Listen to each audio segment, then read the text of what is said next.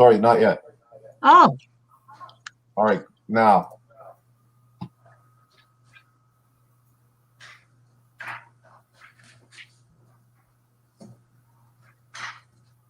Hello, my name is Elizabeth Weiss, and I'm the Federal Treasurer of Socialist Action, a steering committee member of the NDP Socialist Caucus, past secretary of the Toronto and York Region Labour Council, and a retired member of the Canadian Union of Postal Workers.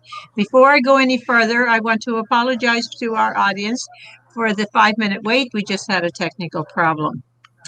We acknowledge that we are hosting this event on Indigenous lands, including the unceded territories of the Mississaugas of the New Credit, the Wendat, and Haudenosaunee people.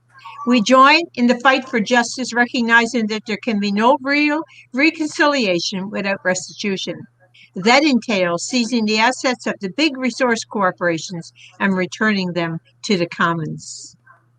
Tonight's webcast is titled, How to Build a Revolutionary Party Today, with Henry Heller, Professor of History at the University of Manitoba, Suzanne Weiss, author of Holocaust to Resistance, and Suzanne is in Toronto, and Gary Porter, Socialist Action organizer in BC. And I'm your host, and I'm speaking from Montego Bay, Jamaica. Henry will speak for about 20 minutes, followed by Suzanne for 12 and Gary for 15. Then we will take a few minutes to ask questions from the online audience, and they can submit their questions by accessing the webcast directly from YouTube and by typing the questions directly onto the chat column at any time. They may direct their questions to one of the panelists or just have everybody answer. If you like this webcast, please subscribe to the Socialist Action YouTube channel. If you agree with what you hear during this program, please join Socialist Action by signing up at our website, www.socialistaction.ca, or by calling 647-986-1917. That's easy to remember. 1917 was the year of the Russian Revolution. So, let's begin. Henry Heller is a professor of history at the University of Manitoba in Winnipeg. He is the author of The Capitalist University, Pluto 2016, The Birth of Capitalism, a 21st Century Perspective, Pluto 2011, and The Bourgeois Revolution in France, Bergon 2006. So welcome, Henry. Well, thank you very much for inviting me to speak and to participate in this panel. I'd like to begin by noting that my original title for this talk was How to Build a Mass Revolutionary Party, because my conception of a revolutionary party is that it should involve hundreds of thousands, if not millions of people, depending on the country that we're speaking about.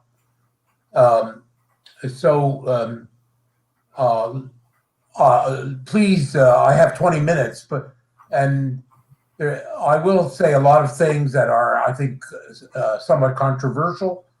There's lots to speak about, and if I go over the 20 minutes, just remind me that I have done so and cut me off, and I'll cede the floor.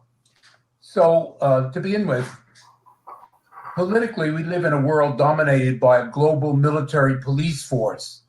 This is actually the title of a new book by Robinson.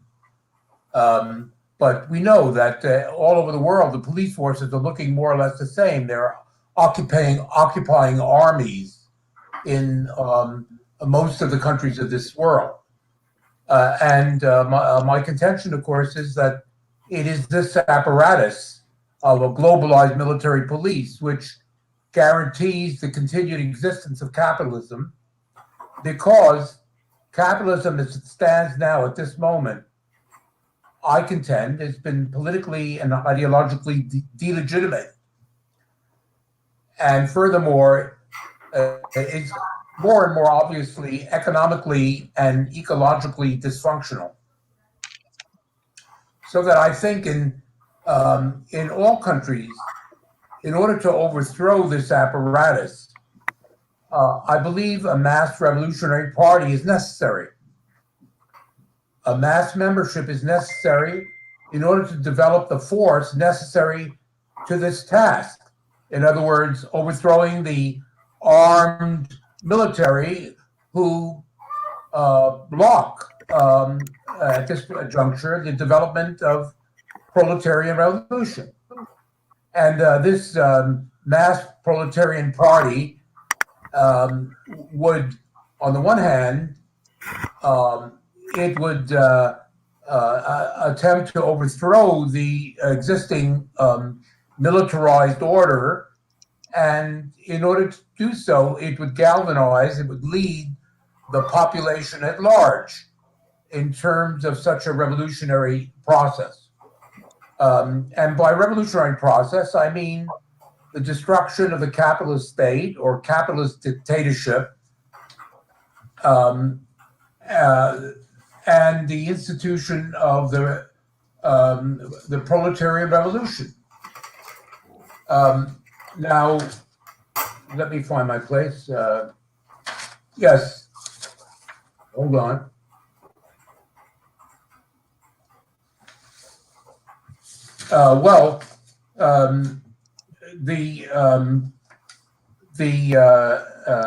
This party, I believe, as I said, it needs to be a mass revolutionary party in order to develop the force and to lead the great mass of the people in bringing about such a change.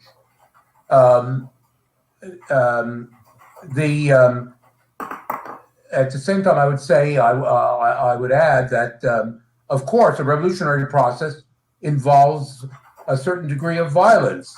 But I would say that the degree of violence necessary is directly inverse to the degree to which a revolutionary party develops the consciousness and the mass organizations necessary to overthrow such a bourgeois order. The more organized, the more conscious, and the larger this mass movement is, the less force is necessary in order to overthrow the bourgeois dictatorship. Now, in terms of this party, I would say, of course, what I'm speaking about here is a process which involves a step-by-step development of such a party through whole sorts of, obviously, a succession of crises and the development of alliances, development of united fronts, popular fronts, which eventually I would expect through this historical process would bring together the diverse elements, which in the first place would be constituted out of the growing numbers of people, and I'm talking about hundreds of thousands and even millions, who have come to the conclusion that capitalism doesn't function, that socialism is necessary, and that revolution is basically necessary in order to carry out a revolution. So I see it as the party emerging out of the millions of people who reach that conclusion.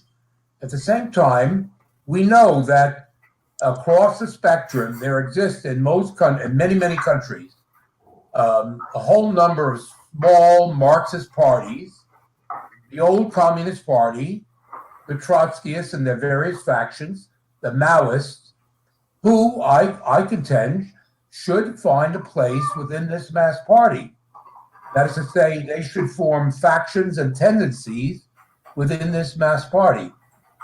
And I would say that none of these groups, I don't know what the members of these different groups think right now, but it seems to me from that, based on my experience, that none of these groups have the capacity by themselves to lead such a revolution.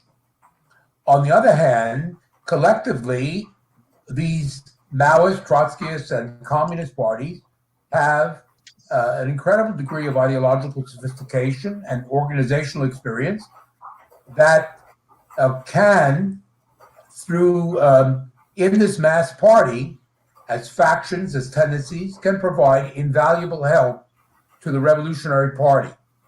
Now, in this party, I conceive this party operating according to thoroughly democratic principles. Full and open discussion and debate would prevail at every level of the party, while all would agree to abide by and to implement decisions democratically arrived at. This is really a restatement of basically democratic centralism. Now, as to the executive of this party, the degree of power given to this executive would depend on the political requirements of the moment.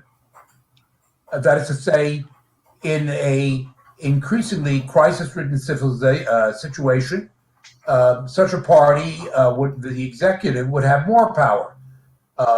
Otherwise, it would have less power. But I would say the mass has to make sure, through constant vigilance and constitutional safeguards, that this executive does not consolidate itself into a bureaucratic centralist clique. And I think you understand what I'm talking about. Furthermore, that this highly democratic party must reflect in its organization and policies the place of the indigenous, people of color, women, and LGBT communities. Now, with respect to its relationship to the Social Democrats, I am of the opinion that the Social Democrats are the main barrier to the main, well, the capitalists are obviously a barrier, but on the left, the Social Democratic parties are the main barrier to the emergence of such a mass revolutionary party, and that it's very important we can enter into some tactical alliances with the Social Democrats, but we should be very wary of social democracy. Social democracy is bankrupt, and we need to sweep it aside and create instead a revolutionary movement and party. Now, finally, I would say in terms of taking power, I would say that the party obviously is going to be a main instrument in seizing such power. But whether that was the mass revolutionary party actually basically becomes the government, I have some reservations about that based on the past. Whether a revolutionary party should actually form once a revolution is consolidated, should actually be part of the constitutional order of things. Based on the experience in Venezuela, which is astonishing in terms of the political sophistication of the revolutionary process, I would say that the constitutional order should be an elaborated constitutional order in which certainly individual members of a mass revolutionary party should take their place. But I wonder whether it's a good thing for the party, the single party, that sort of concept should basically assume the proletarian dictatorship. And I'll stop at this point and give the floor to others. You still have plenty of time left, but if you want to stop, Henry, that's fine. Okay, so our next speaker is Suzanne Weiss, and she's the author of Holocaust to Resistance.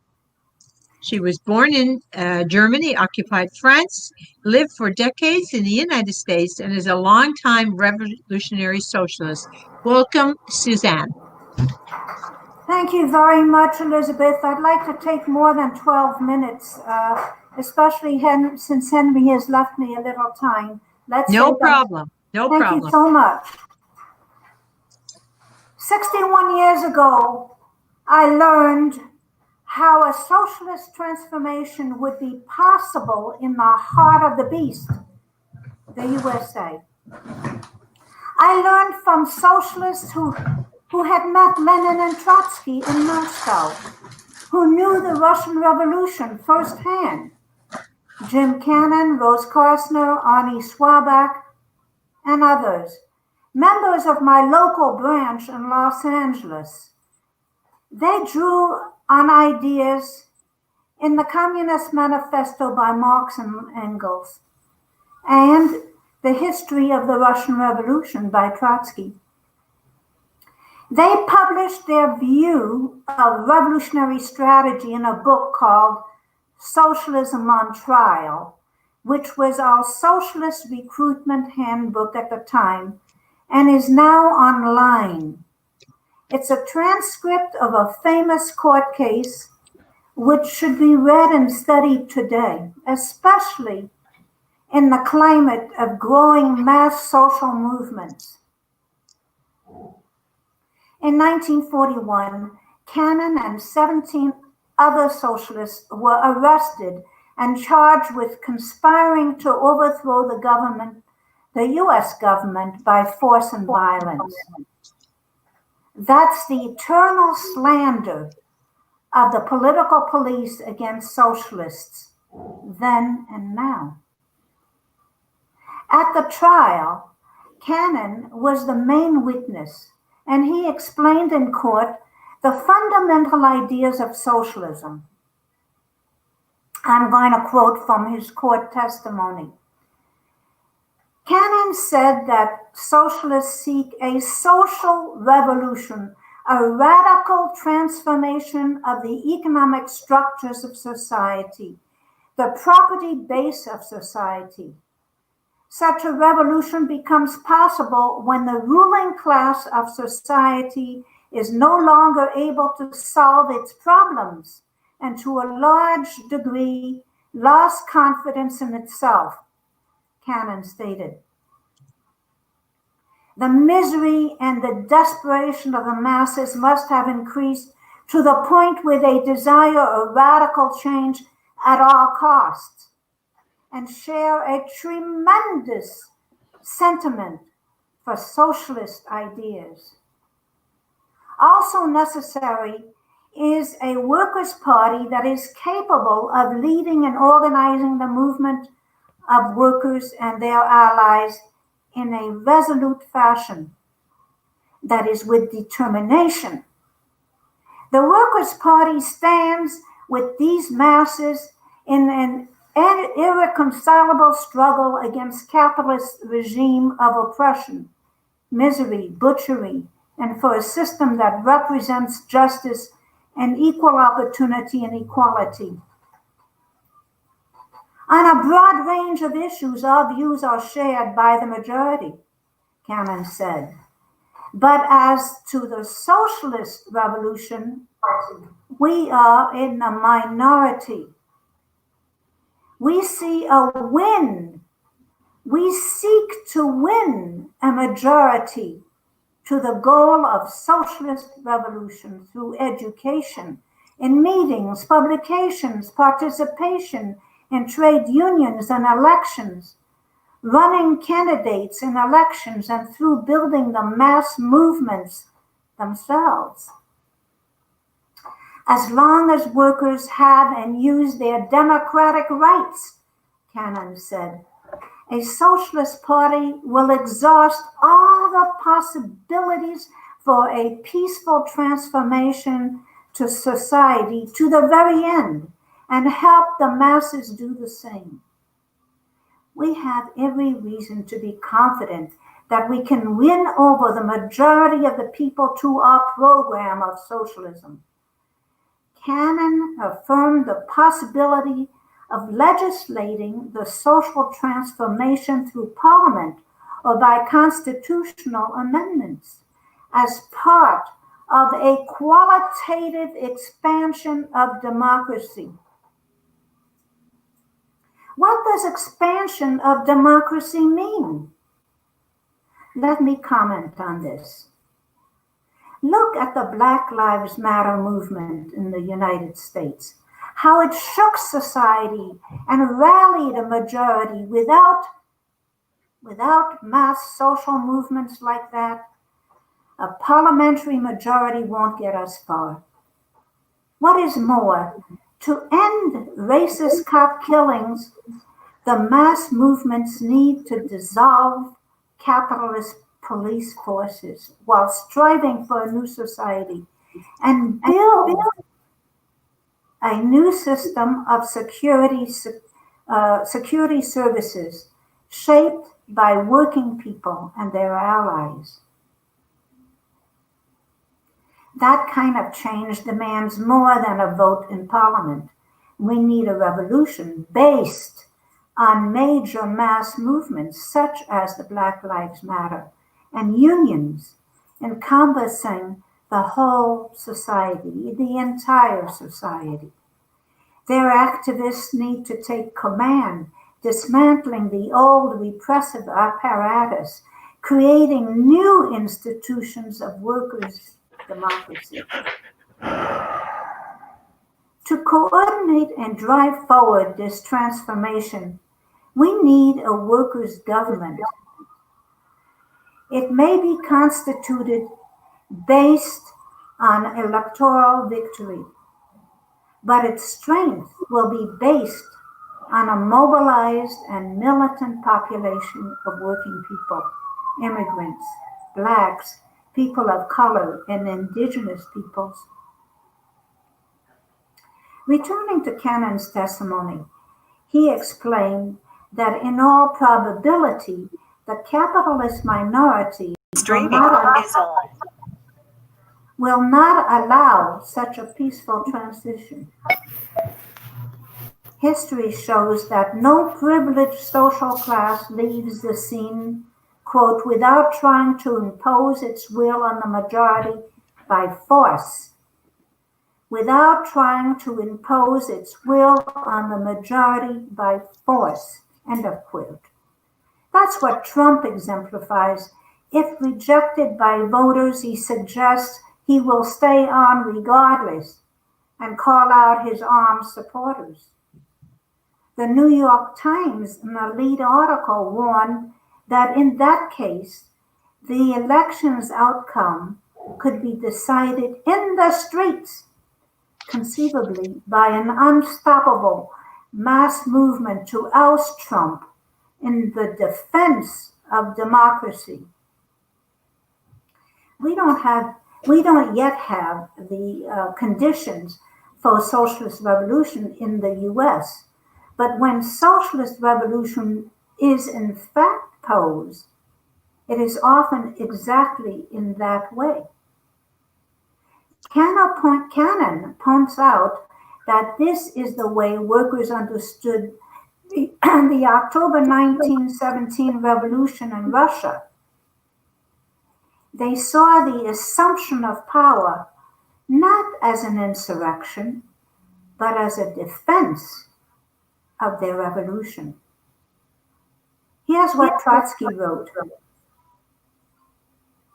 24 hours before the insurrection, the task of the Red Guard, the organization of the armed forces of the proletariat for the struggle against counter-revolution in the defense of the conquest of the revolution, was still defined in terms of defense and not attack. Cannon projects two methods of heading off minority violence. Today we can say whether Trump or fascists. First, we are going to assert our rights to amass the support of enough people, whether they agree with our political theory or not, to maintain the democratic processes and civil rights. Further, if fascist bands threaten to break up labor organizations and social movement organizations, we are going to advise the workers before it's too late to organize workers' defense guards and not permit the fascist hoodlums to break up workers and their allied organizations and their meetings. Cannon invoked the example of President Abraham Lincoln. In 1861, Lincoln was faced with a pro-slavery rebellion by a good section of the American army and its best officers. Cannon recalls how Lincoln rallied mass resistance to the pro-slavery Confederate revolt. Lincoln took what he could from the existing officers and recruited some more and gave the Confederates a fight. And Cannon said, "I always thought it was a wonderfully good idea." After the trial, Cannon explained that the approach he took to the trial applies to the class struggle as a whole, stressing our intention to fully utilize our available democratic rights to build working class militancy. Defensive formulations prepare and help to create a genuine mass action, Cannon emphasized. Defensive formulation, what does that mean? Cannon explained, strikers are not mobilized and sent into action by lecturing them on the virtues of violence. They prefer victory by peaceful means, and they almost invariably hold illusions about the impartiality of public authorities. In addition, they need some assurance that legal right is on their side. A socialist party must prepare the masses to defend themselves against the violent blows they will suffer from fascist gangs and the police. The most effective mass actions are organized and carried out under defensive slogans, Cannon repeats. This is also true of the open fight for political power. He quotes Lenin on this issue.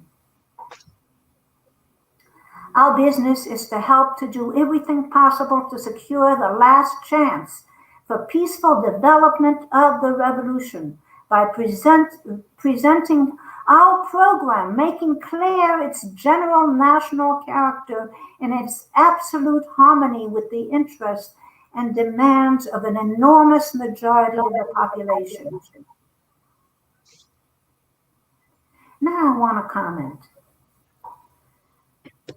We can see this defensive principle at work in Indigenous land reclamations in Canada. First Nations activists act peacefully, asserting rights already assured in terms of treaties and basic human rights. But Indigenous warriors, if attacked by police or soldiers, are often armed and prepared to defend themselves. They are not the initiators of the attack, but they are ready to defend themselves. Referring us to Trotsky's History of the Revolution, Cannon concludes, this is the way the Russian Revolution was organized and carried through to victory. Here is the book, Cannon says. Go and read it. I think it's good advice. Thank you. Thank you, Suzanne. Our next speaker is Gary Porter. He's the Socialist Action organizer in British Columbia. He was a leader of the League for Socialist Action, SA's predecessor party in the 1960s and 70s, and once edited the Chartered Professional Accountants of Canada. Welcome, Gary. Thank you.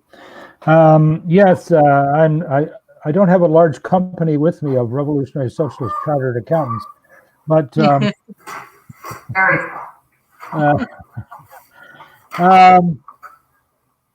it's first of all, I want to support Suzanne's contribution and her emphasis on the importance of defensive formulations that are used by revolutionaries, at least successful revolutionaries, which highlight the fact that capitalism is the source of violence. It's not us. What we live in is a very violent, endless wars, massive military forces, highly armed police, and the violence of poverty and super exploitation, and so on and so on and so on. And then the specialized and intensified oppression of women, of racialized people, and of LGBTQ people. So I think that the defensive formulations are in fact an honest expression of the source of violence and the need finally to stand up and begin to defend ourselves from them. So I agree with that. I agree with Henry on capitalism has completely outlived its usefulness and can no longer advance human knowledge or human life. It's absolutely ended its progressive role in history. I also agree that from other readings of things written by Henry, that this struggle is a global struggle, a world struggle, and that there is no such thing as socialism in one country. I disagree slightly with his thing that we needed to be ready to do popular fronts and united fronts. For Trotskyists, the term popular front means a front that includes an element of the bourgeoisie. And those have a long history of failure in so many countries. And there's never been a successful revolution that involved any coalition with any part of the bourgeoisie. There was, I forget where it was, I just thought of this. Trotsky one time described a small bourgeois party as part of a popular front as really the phantom of the bourgeoisie, but the problem is that they will hold strongly to their views and everybody else has to sacrifice, and ultimately you end up serving a bourgeois purpose. So to us, a united front is a unity of the oppressed and only the oppressed, the workers and the other specially oppressed groups, in a democratic structure that allows for all participants to state their views and carry out the agreed fight for the agreed gains that the United Front is formed to defend. Now, these are initial comments. My own, what I have prepared is the Russian Revolution of October 17 meant simultaneously the victory of the Leninist concept of the Revolutionary Vanguard Party and the defeat of the Menshevik theory of broad Marxist parties.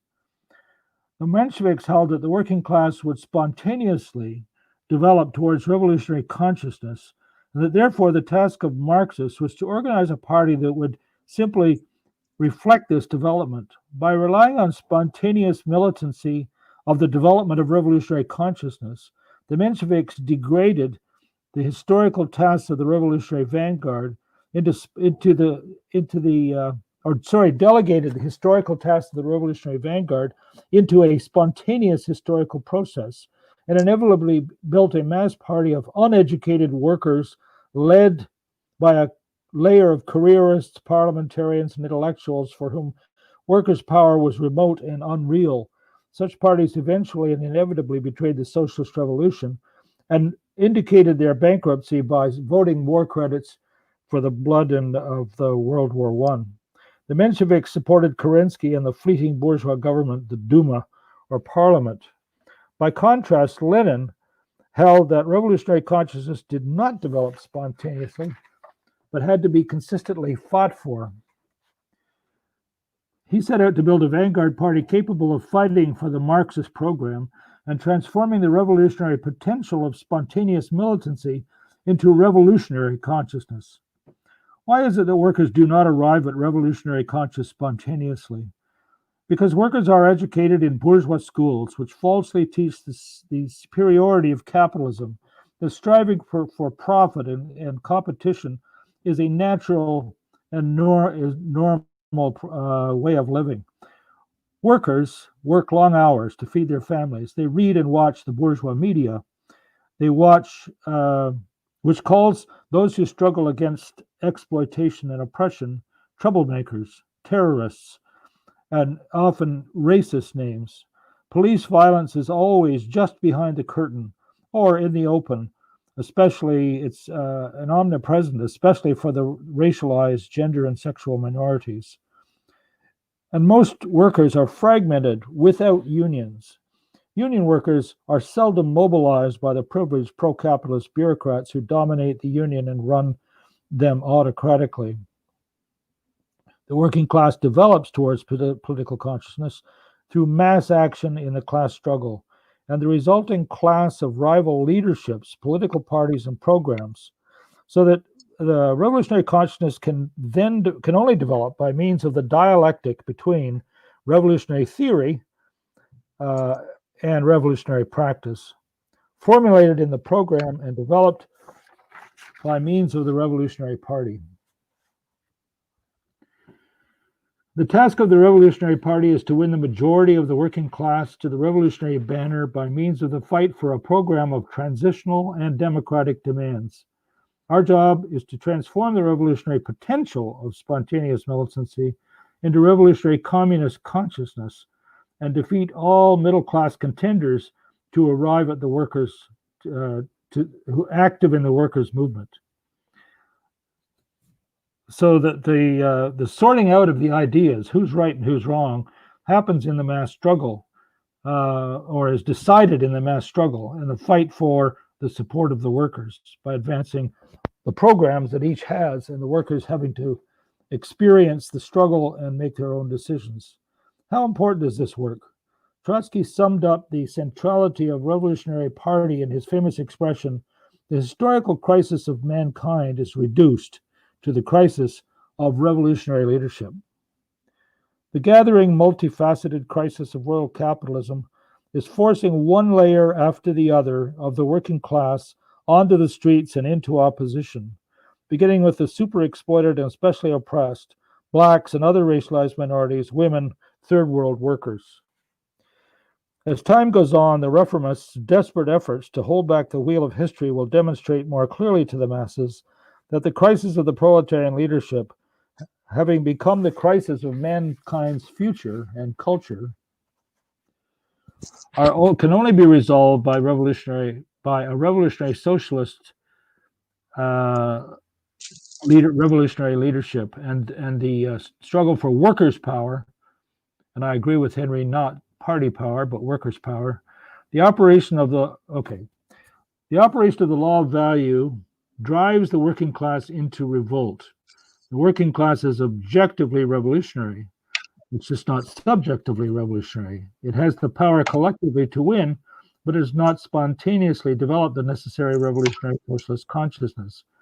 Many times the working class has thrown up Soviets or workers' councils in defiance of its traditional leaderships. This is an objectively revolutionary act. But even the construction of workers' councils is not yet scientific revolutionary consciousness.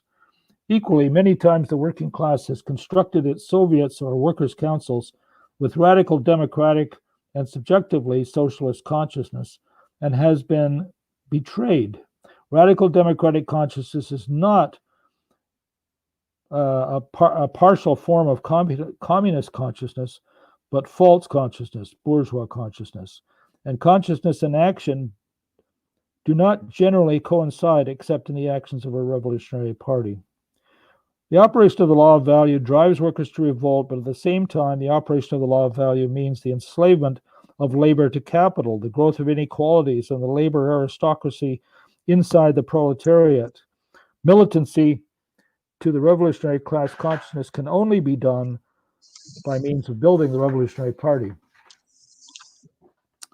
The bourgeoisie intervenes, and for a long period this has been decisive, into the process. The bourgeoisie creates a labor aristocracy, promotes the growth of a parasitic labor bureaucracy within the workers' movement. This alien intrusion into the working class represents the main obstacle to the development of class consciousness and the principal enemy, and is the principal enemy of communism. It's another way of saying what Henry said, that in this country, where social democracy is the most important political expression of the labor bureaucracy, that they stand across the road, and our policy is to go into that party and fight them for the leadership of the working class through the Socialist Caucus and by whatever other means we can. Not to stand aside and criticize them the outset, but to go and fight in the meetings of the NDP and other the conventions and so on, to confront them with transitional and democratic demands and the need for going beyond the limits of parliamentary reform. The reformist bureaucracy imposes reformist solutions on the working class and maintains reformism in the workers' movement by means of its opposition to militant action and a relentless war on revolutionary socialism. The program and consciousness of the labor bureaucracy acts to limit the forward movement of the masses. Development towards class consciousness can only take place by means of political combat between the parties active in the workers' movement. The working class in general and the advanced workers in particular mature through political conflict. The development of the working class towards class consciousness can only take the form of political struggles of tendencies and parties. The Revolutionary Party is not an intellectuals but a workers' organization. It is the product of a series of sharp, conscious struggles, not only against the ruling class but also against the tendencies, also internally, moving from tendency and faction fights inside the party to mergers with others who are moving in a revolutionary direction, and splits with those who are moving away. The development of a revolutionary party is a highly conscious process and the exact opposite of spontaneity, and it is the only way to save the human race. I want to deal with the question of the extent to which the Leninist Party, because I noticed, it seemed to me, my response my response to some of Henry's comments is the danger of the Leninist Party in creating a Stalinist bureaucracy. And so I want to raise the question, is the Leninist Party, was it the cause of Stalinism? Is democratic centralism at the root of the degeneration of the Soviet democracy into purges and gulags?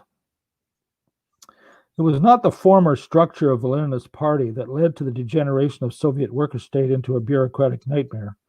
The general knowledge of the workers was subordinated to the narrow petty bourgeois fears and reaction of Stalin and his petty bourgeois layer of opportunists who entered the party after the insurrection. But the Leninist Party the membership was approximately 24,000 in February and about 200,000 in October. So it grew 100% every month, 100% of the original number every month. That was because there was a revolutionary upsurge, and the Revolutionary Party was immersed in the working class and in the soldiers' movement, the soldiers' defense. So it managed to grow that fast.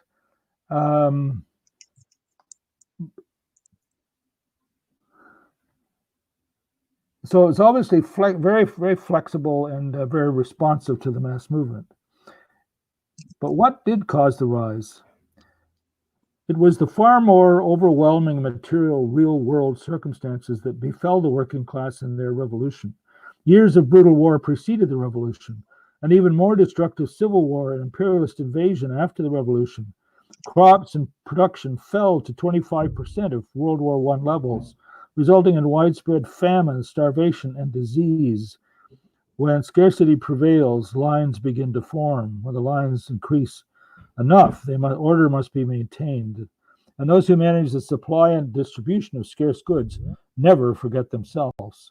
These are the bureaucrats, and this was the cause. The Bolshevik Party had, in fact, been entirely flexible during the revolution. Reading each step from the February Revolution and the Tsar's abdication to the Bourgeois Duma and its inability and unwillingness to feed the workers in the war or give 2 minutes, Gary. Yeah, thanks. Or give, well,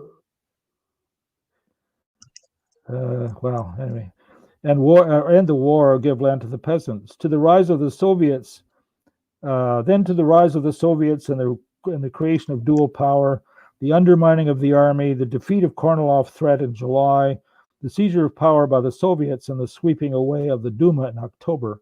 The party read every step in this tense, fast-moving time and reacted more or less correctly every time. No other political party came close. As a result of the party grew, as I said, from 24,000 to 200,000. The Red Guards were organized under the Soviets, not the party, and took power in the name of the Soviets, not the party. However, almost immediately, in the joy and celebration that spread across Russia, the backwardness of Russia was irresistibly imposing itself on the Soviet government and the party. End the war at great cost, distribute the land, even for the work, even bread for the workers, were massive and difficult tasks in a war-racked, backward Russia. They faced ruinous war, corruption, trying to feed the army, etc., etc. It wasn't the nature of the party that caused the degeneration. It was the years of war and ruin. It was a revolution in a backward country. In fact, the Leninist Party was initially the bulwark against these forces, and all of the Central Committee, except for Stalin, had to be cast aside in order to carry through the Stalinist bureaucratization. That, sadly, is the ruination was too great. It went on far too long, and the post-revolutionary influx of opportunists and unschooled and untested workers to the party finally weakened the party, and it fell under the sword, not of the revolution, but the Stalinists, not of the Revolutionary Party, but of the Stalinist reaction. And that's it. Okay, thank you very much, Gary. Okay, folks, so now we're going to, with the help of our technical producer, Kurt Young, we're going to hear some questions from our online audience. And as the panelists were told before, he will read 3 questions, of which he will also put in the chat. And then our panelists have each up to 5 minutes each, 5 minutes to answer 1, 2, or all 3 of the questions. Is up to them. And the lineup will be Suzanne will be first, then Gary, and then Henry. So, Kurt, your questions?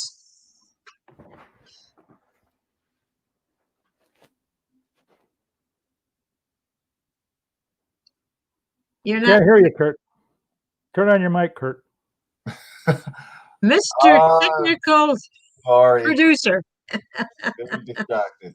So our first question comes from our comrade YC. He asks, Suzanne, with adoption of Bill 168, what alternatives do we have to resist Doug Ford and to keep discussion and actions going to educate public about Israel apartheid, BDS, and Zionist supremacy, white supremacy, fascism?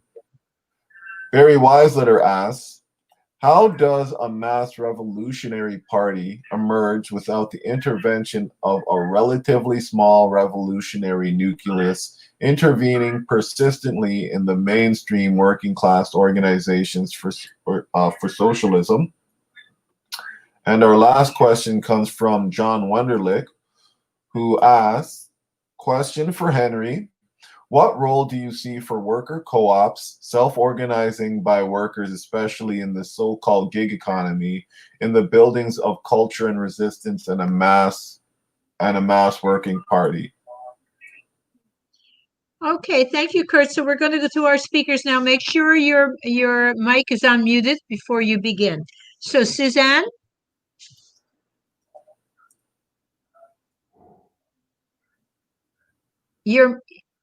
Unmute yourself, Suzanne.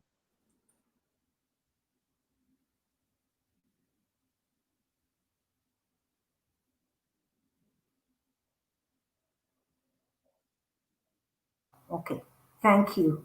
Okay. Okay. Okay, I'll try and answer something on Bill 168. It's actually a very dangerous attack on freedom of speech. and its aim is to suppress and punish people for expressing support for the Palestinians. And it seeks to change the meaning of anti-Semitism to include criticism of Israel. So we need to actually mobilize to educate the public. This is a very big thing we have to do, to educate the public and reverse the law which they have passed without any vote of the legislature. In the chat box, you will see a link, I think, to IJV, that is the what's it called? IJV. Independent Jewish Voices. The Jewish Voices, with which I am a member, by the way. And there will be a meeting on November 4th through the webinar, which I urge you to attend. But it's a very important issue because it's an attempt, I would call it a Trump attempt, to silence us to take away our democratic rights to discuss an extremely important issue, the issue of Palestine, Israel, and also, as I say, to take away our democratic rights, our right to discuss it. How does a mass revolutionary party emerge without the role of a small nucleus? First of all, the Revolutionary Party must have, in my opinion, links and deep links with the mass movements. The Revolutionary Party can't act by itself. It's connected to the masses. So I'll leave it at that.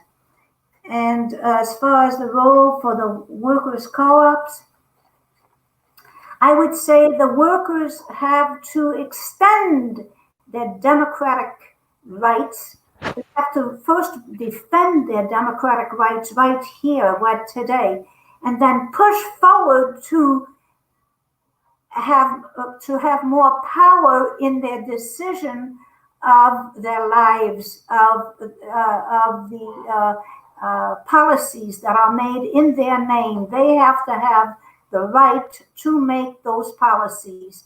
And Cuba is an example. They have co-ops, they have community councils, they have all kinds of councils, and they have an ability to make their laws and decide how their society is going to be organized. Thank you, Suzanne. Okay, we'll move now to Gary. 5 minutes, Gary. I think the question I want to take up first is the one that Barry raised. In my presentation, I made a large point out of the view of the Mensheviks towards spontaneous uprising of the masses, which is, by the way, correct, but leaves aside the question of the preparation of a prepared leadership. And the result was they became not only non-revolutionary, they became counter-revolutionary. And that's something that I noticed and I wanted to pose to Henry was, in your description of what's necessary, I see it seemed to be missing a how do you get there kind of component. You're talking about a mass revolutionary party that contains the various factions and has an executive which has more or less power and so on and so forth. But I don't know how you get there. So to my mind, the only way to get there is that the people who are conscious revolutionaries come together to try to deepen their connections with mass organizations, win over people, educate them, take them through as many mass actions and so on as possible, so that they become educated, and then capitalism is the driving force. As I attempted also to say, capitalism creates the cause of the mass movements, whether it's foreign wars or super exploitation and hunger or pandemic or degraded climate and a threatening climate disaster.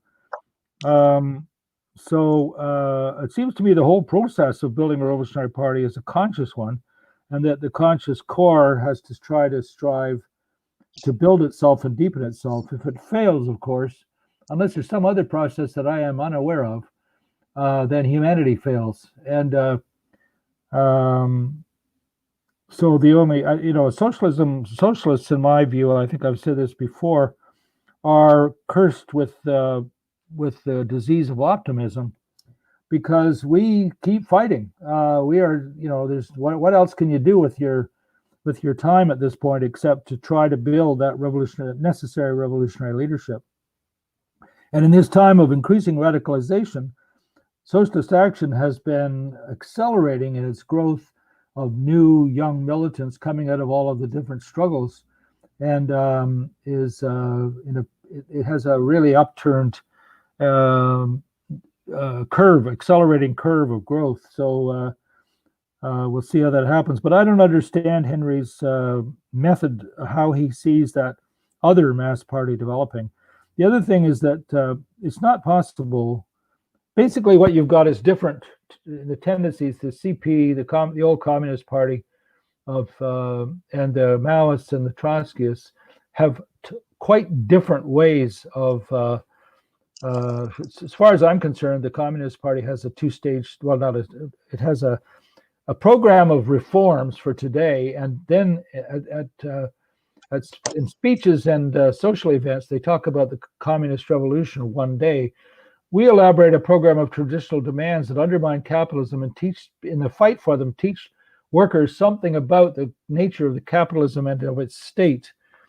So we have a different approach, and that's okay. We are fighting each other in the working class, and we will continue to do so. But I honestly don't understand. I think, to me, it sort of sounds a little bit like the spontaneousness that I was talking about earlier.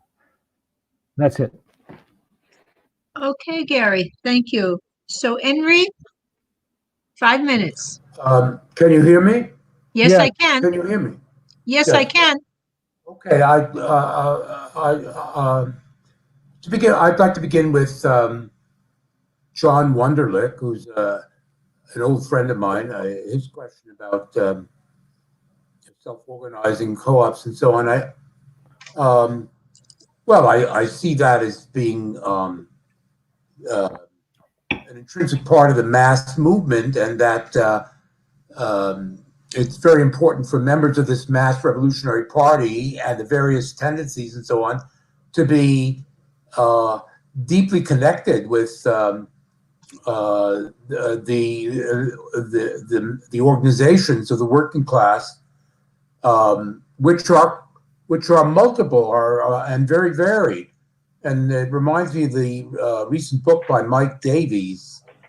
I think the title is called Old Dogmas or something like that, and New Enigmas.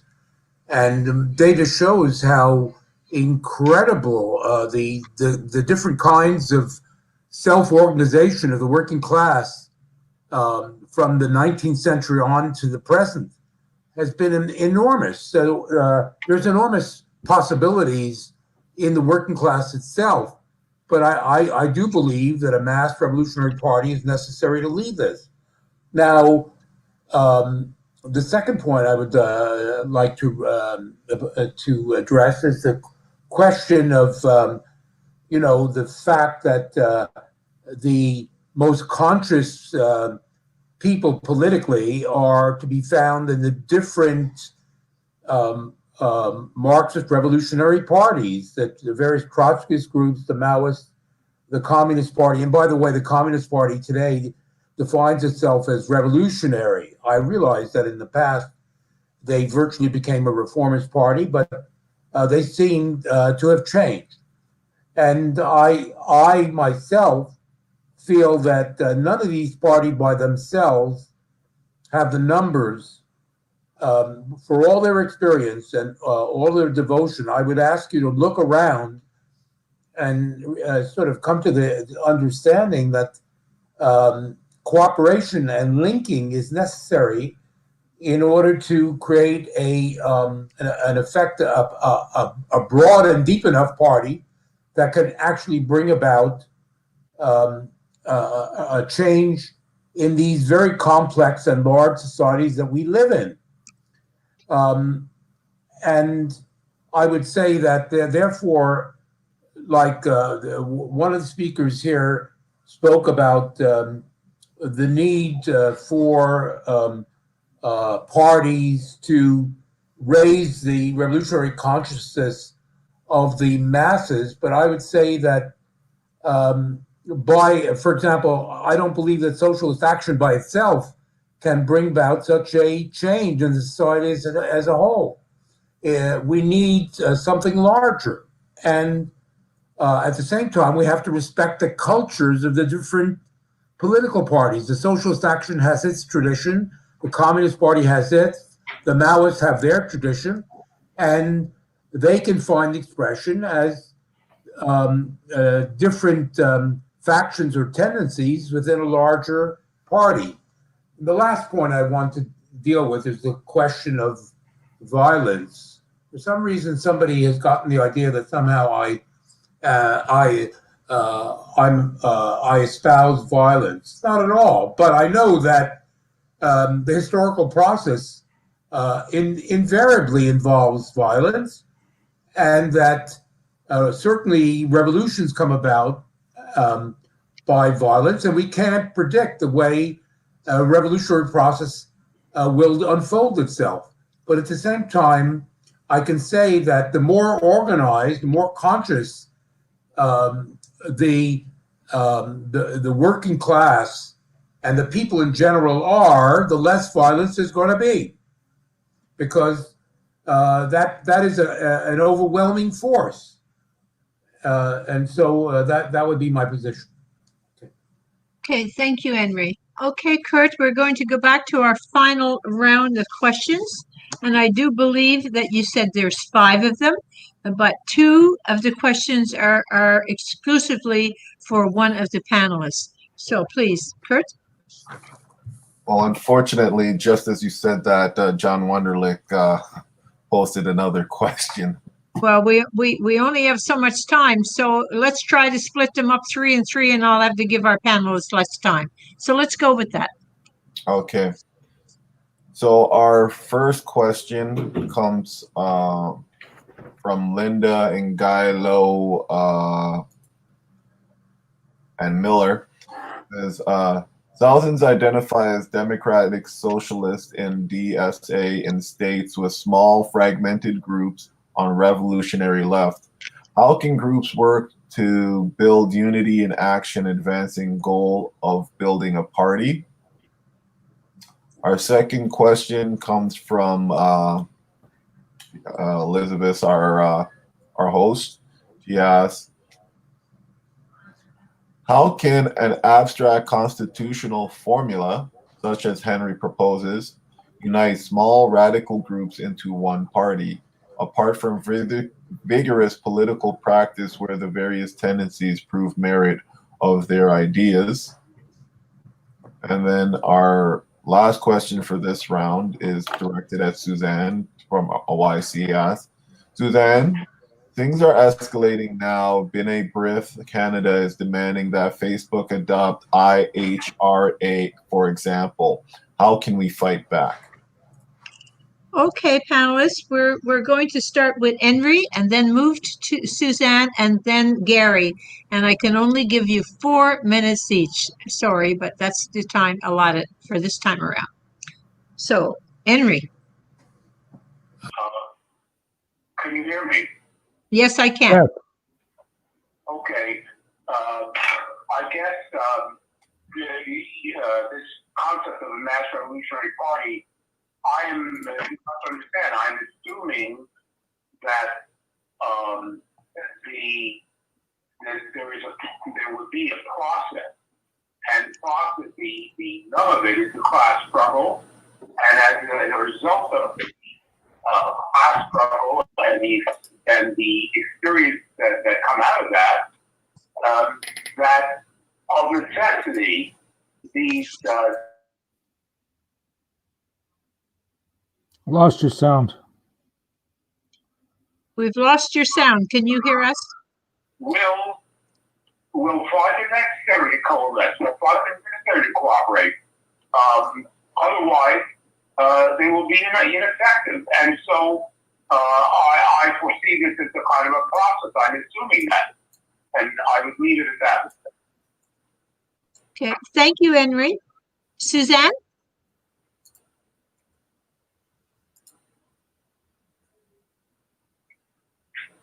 Okay. Thank you, Elizabeth.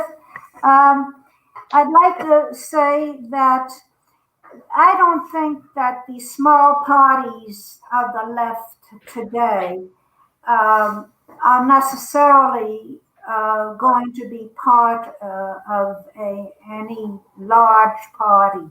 I think a new party needs to be built. I think Socialist Action can very well be part of that. And I also think that within the new party has to be representatives, heavy representation from the mass movements, from the unions. So we have to imagine that things are going to be different. Nothing stays the same. And nothing really is the same as it was. It's not a repetition, really. It's just lessons that we learn from the past. So that's the question that I hope I've answered from Linda and Guy.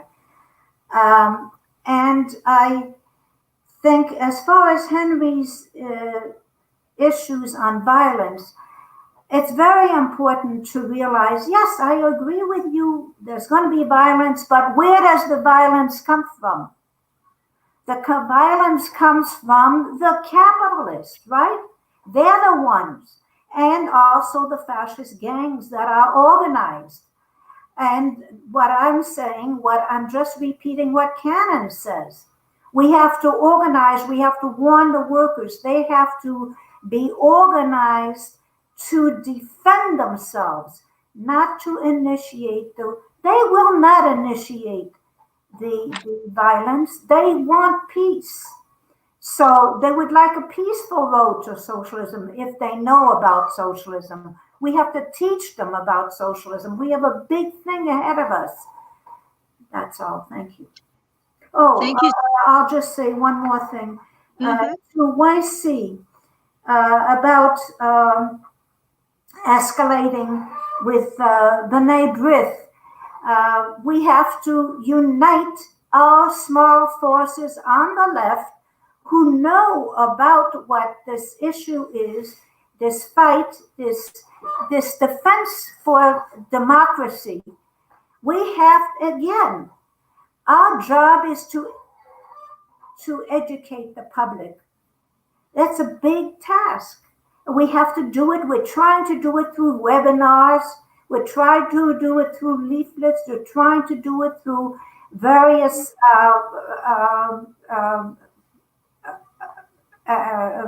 news extensions that we have.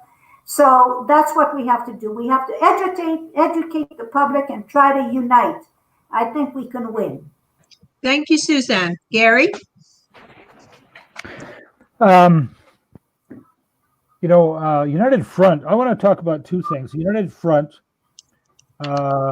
which allows for the bringing together of whatever forces can be mobilized among the oppressed and in the working class to fight on specific issues. That is one of the most powerful tools in our entire toolkit. And get union support, NDP support where you can get it, the support of movements on single issues and so on. Wherever you can find that, You should be trying to do it as a way to escalate the battle and find the weak points, because usually the upsurges occur around weak points in capitalism, just as Henry describes. The second thing is that in revolutions, not only does the working class rise in power and consciousness, but there is an enervation of the capitalist class. They begin losing confidence in themselves and so on. You can have all the weapons you want, but if the largest part of the U.S. Army is the economic draft, and as the revolution rises and their own families begin to be part of that revolution, the often racialized soldiers and the white soldiers, even the poor white soldiers, can be won over. So there is a dissipation of capitalism and an energizing of the working class. And so relationship of forces changes, and the question of violence becomes dissipated by the change in political consciousness on both sides. So that's another thing. On the question of Maoists and CP, our view of the CP is that it still has that kind of division between reforms today and revolution tomorrow, rather than trying to work from today's consciousness towards a revolutionary consciousness. And the Maoists,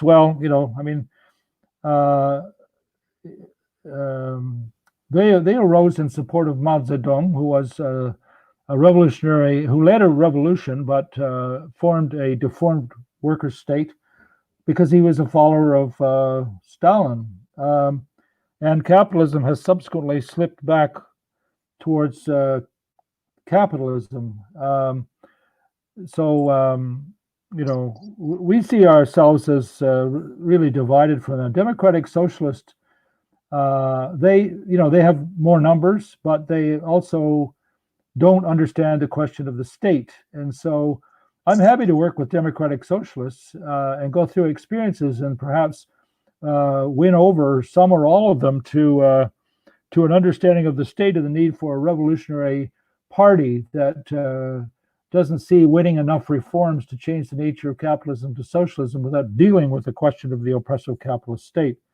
So Socialist Action recently put forward a proposal, an open letter to Dimitri Lascaris, urging him to lead the eco-socialists out of the Green Party and form with anybody else who's interested, including Socialist Action, a new and much larger revolutionary workers' party in Canada.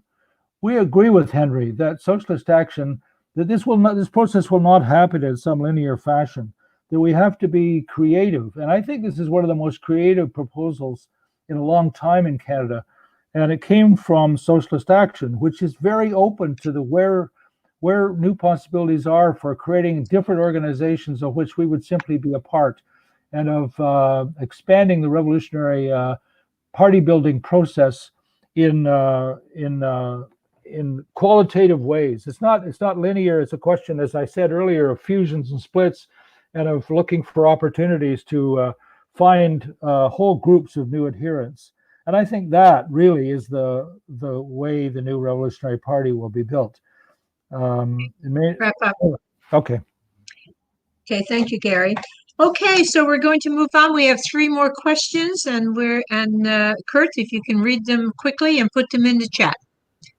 Okay, so we're going to start off with John Wunderlich, who asks, does the rise of information capitalism as a form of value extraction change the role of the classical proletariat? And then Barry Weisletter asks, to win the mass of workers to a revolutionary organization, the socialists are obliged to expose and defeat the pro-capitalist existing leaders of the class. How can this be accomplished without a vigorous practice? And then our final question comes from YC, who asks, Gary, how is Socialist Action holding Horgan accountable now in BC after the most recent election? Okay, so you've heard the questions, and they're in the chat. And our speakers will be Suzanne Henry, and then Gary, and you have 4 minutes, 4 very staunch minutes, strict minutes. Okay, Suzanne. Yes, I'll be right with you. Actually, I'm deaf. John's actually typing up those questions for me. Do you want to let someone go ahead of me? Okay, of course. Henry, could you take the spot here now?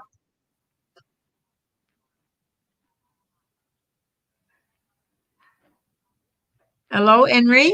Unmute your mic. He's not you. I think he's using. Okay, are you there? I'll just go ahead, speak. Should I speak? Yes, Henry, go ahead. Well, I was going to address John's question about information technology and the working class proletariat. Well, behind information technology, there is in fact huge industries, enormous numbers of workers who we only see the surface with respect to information technology, but for this to operate, in fact, there are all sorts of reduction processes, distribution processes that lie behind producing this information and keeping it going, this information technology. So that I would argue that there's a lot of continuity between the present and the past. The idea that there is somehow that the IT and so on, computers have completely changed the way the fundamental dynamics of capitalism. I don't think that's true. That's what I would say. I mean, obviously the conditions are different, and the way you engage in politics have to change and must always adjust to the new conditions of struggle. But I would say that fundamentally the same fundamental contradictions that mark capitalism in the past continue into the present. That would be my answer.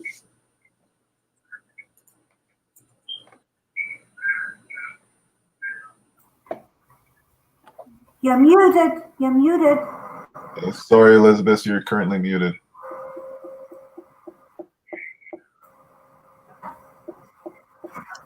I don't know how that happened. I'm sorry. Okay, so yes, Suzanne, you're up.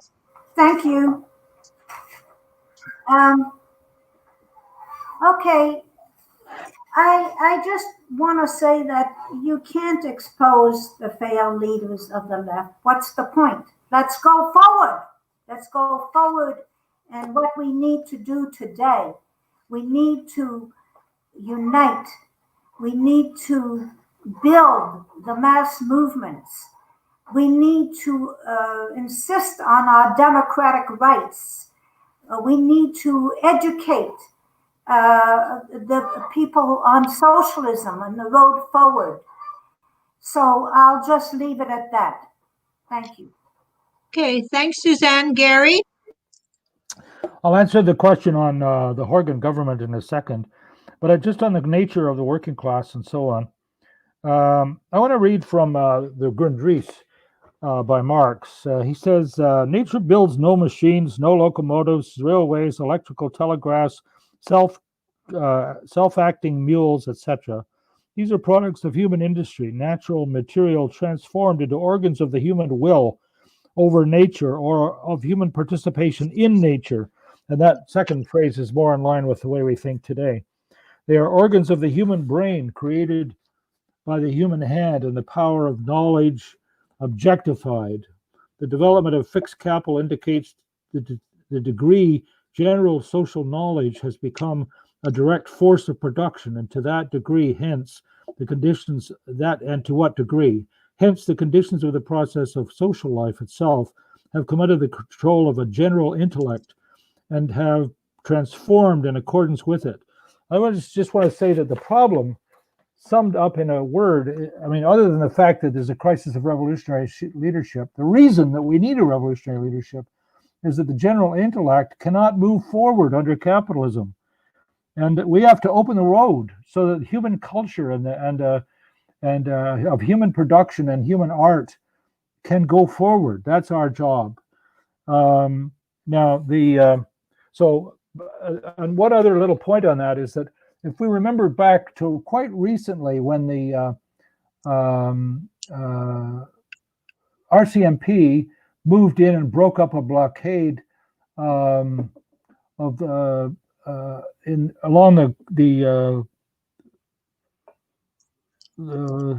pipeline up north. I'm forgetting the names. Wet'suwet'en, I think is the proper pronunciation. Anyway, the Wet'suwet'en blockade was broken up, and protests broke out across Canada, and they were by far and away the biggest support by mostly young, non-Indigenous young people in support. But they also used a new tactic for our time, which is they blocked ports, they blocked railroads, they blocked highways, they blocked bridges, and they even tried to block the ferries here in BC. And that showed not only the crossover, so that a kind of move towards ending racism and the oppression, but it also showed some new tactics which we took note of and made a big deal here and spread that word. The main rail line between Toronto and Montreal was closed for 2 weeks. So one of the things we learned was that transportation workers and communications workers can stop you from eating or paying any bills or anything like that. Workers still dominate society. If you stop communications and you stop transportation, you bring society to a halt, even if most of the production is going on in China. But huge amounts of production still go on here, and the industrial working class is still a powerful class, still an important part of the total working class. Unless we get to a stage of the Borg society where resistance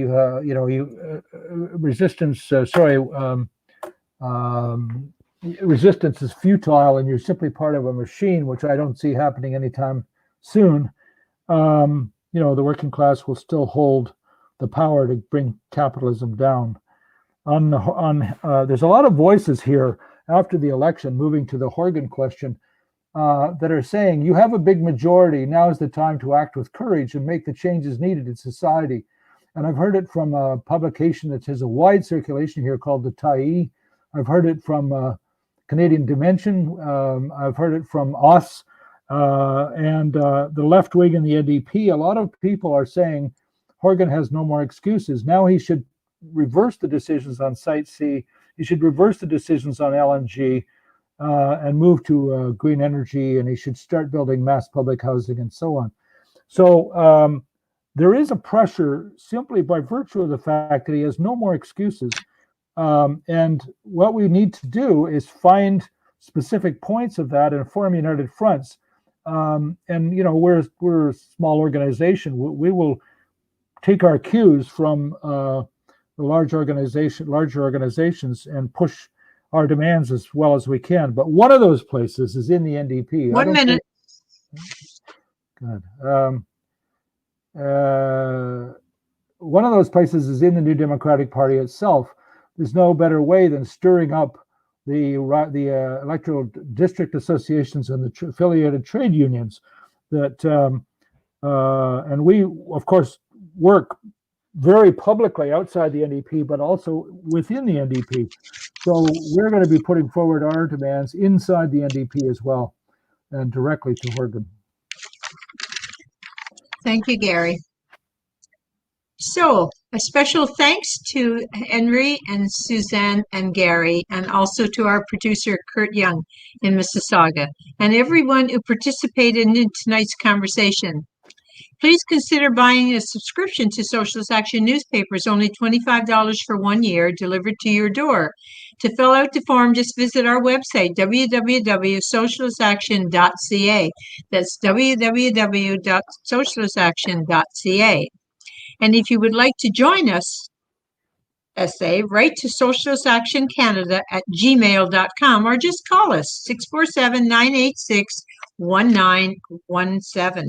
And once again, folks, if you like the show, please subscribe to the Socialist Action YouTube channel. The next essay webcast is on Thursday, November the 5th at 7 p.m. And its title is Democracy in America Over, featuring Jeff Mackler, Socialist Action candidate for President of the United States, a leading member of the United National Anti-War Coalition, and in the campaign to free Mamua Abu Jamal. The discussants will be Hannah Leitnitz in Montreal and Brian Smith in Vancouver. For details, visit www.socialistaction.ca. So in the meantime, please stay safe, stay healthy, and be active. Bye for now.